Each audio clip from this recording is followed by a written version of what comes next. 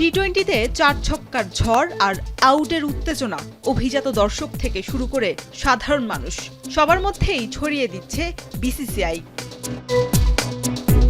যে কারণে Australia, England, নিউজিল্যান্ডের মতো ক্রিকেটের শক্তিধর দেশগুলোর অনেক পরে টেস্ট স্ট্যাটাস পেয়েও বিশ্বের ধনী ক্রিকেট বোর্ডের তালিকায় শীর্ষ স্থান দখল করে রেখেছে ভারতীয় ক্রিকেট বোর্ডই।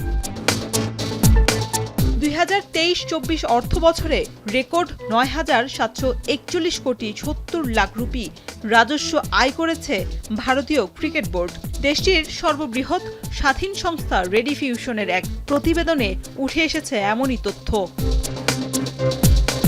2002-03 সালে বিসিসিআইয়ের মোট সম্পদের পরিমাণ যেখানে ছিল ১১৫ কোটি টাকা, ২১ বছরের ব্যবধানে সেই সম্পদের পরিমাণ বেড়ে দাঁড়িয়েছে ১৮,৭০০ কোটি টাকায়। আর এতে বিশ্বের ফ্র্যাঞ্চাইজি লিগগুলোর মধ্যে সবচেয়ে জনপ্রিয় আইপিএলের অবদানই বেশি।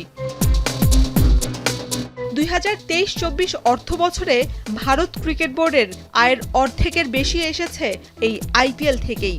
রেডিফিউশনের তথ্য মতে ৫,৭৬১ কোটি রুপি আয় করেছে ভারতীয় ক্রিকেট বোর্ড, যা বোর্ডের মোট বার্ষিক রাজস্বের ৫৯.১০%।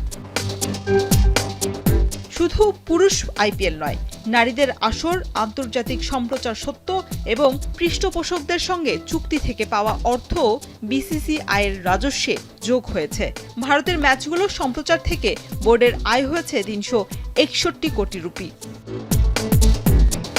এছাড়া ক্রিকেটের নিয়ন্ত্রক সংস্থা আইসিসির কাছ থেকে এই অর্থ বছরে ভারতীয় বোর্ড পেয়েছে ১,০৪২ কোটি রুপি, যা বোর্ডের মোট আয়ের ১০.৭০%। এছাড়া বোর্ডের রিজার্ভ ৩০,০০০ কোটি রুপি অর্থ থেকে বছরে ১,০০০ কোটি রুপি আয় হয় বিশ্বের ধনী বোর্ডটির।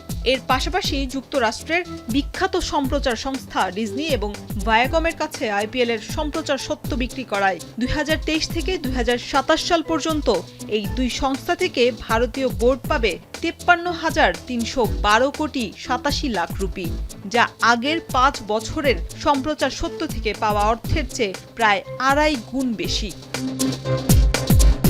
শুধু আয় নয়, খরচের ক্ষেত্রেও কার্পণ্য করেনি বিসিসিআই, যে কারণে ক্রিকেটের পথ ধরেই দারুণ এক রূপকথা লিখে চলেছে ভারতীয় এই ক্রিকেট বোর্ড। শরীফ রওশন, এখন।